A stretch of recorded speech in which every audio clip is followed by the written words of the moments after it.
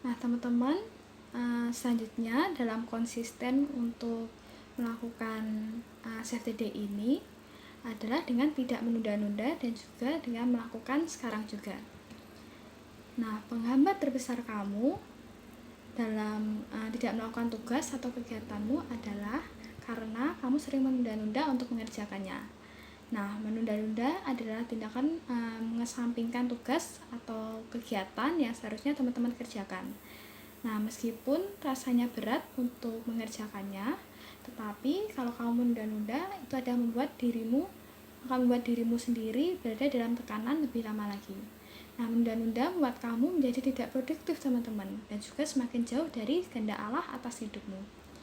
Nah, tanda kamu menunda-nunda adalah yang pertama, ada banyaknya tugas dan to-do list yang tidak teman-teman selesaikan dalam jangka waktu yang sudah ditentukan. Nah, yang kedua adalah teman-teman sering mengerjakan sesuatu yang kurang penting dan juga menjadi salah sasaran. Nah, tanda yang ketiga adalah teman-teman menunggu mood untuk mengerjakan sesuatu. Nah, untuk teman-teman bisa menyelesaikan kebiasaan menunda-nunda ini, kamu perlu cari tahu kenapa kamu menunda-nunda. Ada beberapa alasan seseorang menunda-nunda. Biasanya yang pertama adalah kegiatan dirasa terlalu membosankan. Orang tidak suka melakukan hal itu atau tidak tertarik untuk mengerjakannya.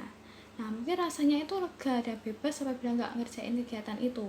Tapi itu hanya sesaat, teman-teman. Akhirnya jadi bumerang untuk dirimu sendiri. Penyelesaiannya bisa dengan membuat tantangan pada dirimu sendiri. Kamu bisa menantang dirimu sendiri sejauh mana kamu bisa menyelesaikan tugasmu itu. Kamu bisa memberi self reward setelah pekerjaanmu selesai. Dan juga teman-teman bisa memberi apresiasi terhadap diri kalian sendiri. Alasan yang lain adalah pekerjaan dirasa terlalu berat. Nah, penyelesaiannya untuk hal ini adalah dengan teman-teman membreakdown atau membagi pekerjaan itu menjadi hal-hal yang lebih kecil. Nah, cobalah untuk mengerjakan suatu tugas dengan dicicil ya, teman-teman. Nah, kamu bisa buat goal tiap harinya atau tiap minggunya. Yang penting proses kamu itu ada. Dan juga alasan yang lain adalah teman-teman merasa malas untuk memulai suatu kegiatan. Nah, dalam kitab Amsal, kalau teman-teman buka, ada beberapa hal yang akan dialami oleh pemalas, yaitu akan bekerja dengan paksaan, akan penuh keinginan tapi tidak mendapat apapun yang diinginkan, dan juga tidak mendapat apa-apa, dan akan merasa lapar dan sebagainya.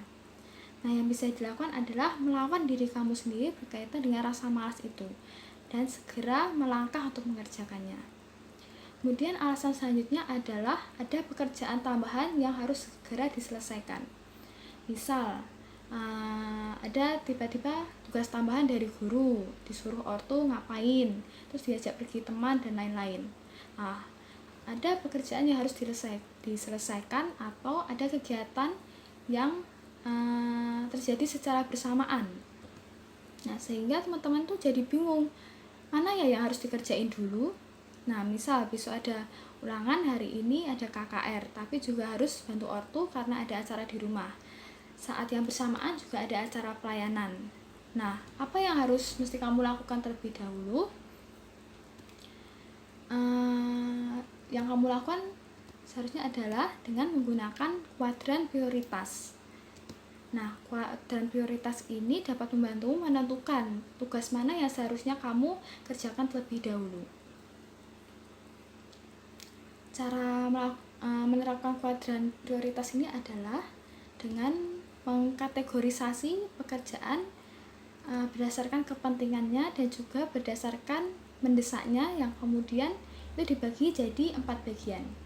Bagian yang pertama adalah hal yang penting dan juga mendesak. Hal yang penting dan mendesak ini harus dikerjakan segera saat itu juga, teman-teman. Nah, bagian yang kedua dari kuadran prioritas ini adalah penting tapi tidak mendesak. Kalau penting tapi tidak mendesak, itu tidak harus dikerjain saat itu juga, tapi dapat dilakukan dengan menyusun rencana ulang, yaitu dengan membuat to-do list. untuk bisa menyelesaikan pekerjaannya itu hari ini.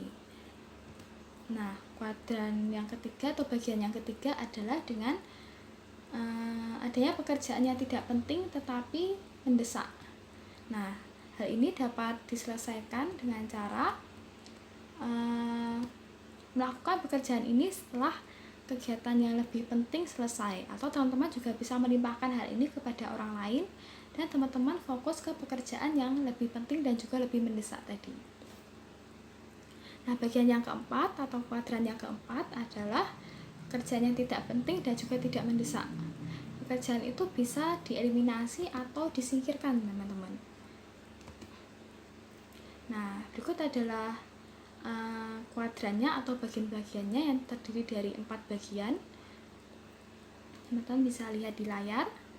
Dengan kuadran prioritas ini, kamu bisa fokus mengerjakan tugas satu persatu sesuai dengan tingkat kepentingannya dan juga tingkat urgensi atau keterdesaannya. Nah, teman-teman ingat, hidup ini tuh singkat dan juga waktu kalian tuh tidak bisa dikembalikan ke masa lalu lagi. Nah, kalau kalian menunda-nunda atau kehilangan kesempatan untuk mengerjakan sesuatu, untuk bisa sukses atau untuk hidup sesuai dengan kehendak Allah, maka berhentilah ya menunda-nunda dan lakukan sekarang juga. Semoga berhasil teman-teman.